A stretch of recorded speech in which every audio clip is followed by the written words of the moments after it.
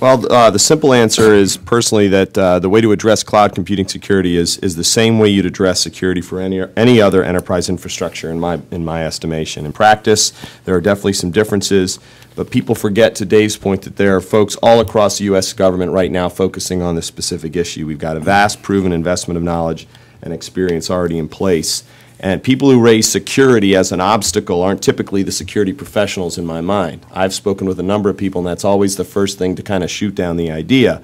But if the cloud decision is based on a business investment and security leading the charge in identifying risks and resolving concerns, if that isn't good enough for you when you take that approach or look at the aspects of FedRAMP, which are really looking to leverage all security controls and figure out what could and could not work for a specific agency, then walk away and don't dismiss it out of uncertainty. You don't want to throw the baby out with the bathwater, as they say. Right. So programs like FedRAMP are really pulling and culling together all the agency's concerns, and to me it's a no-brainer. If there's a model that fits, and if there's a profile or a program or security plan that an agency could say, if it's good enough for DOE, it might be good enough for me, you should take advantage of Sure. it. If not, you create the cloud sprawl, you have agencies calling specific vendors, and what we do is we spread the concern and, in essence, the security risk across the federal government.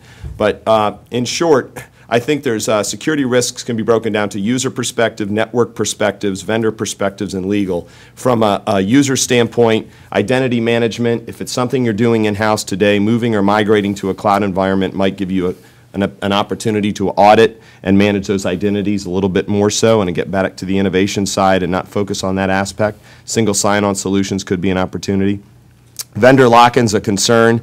I liked what Greg had said earlier about, are people really concerned that Microsoft's going to lock your Exchange server or Oracle's going to pull the licenses for your database? But open source and open standards component, big shout out to folks like Google, Amazon, Microsoft, and VMware, and many others who are committing to this criteria. I think that helps broaden the scope of, if there's a security concern, we have more people there to help solve a problem.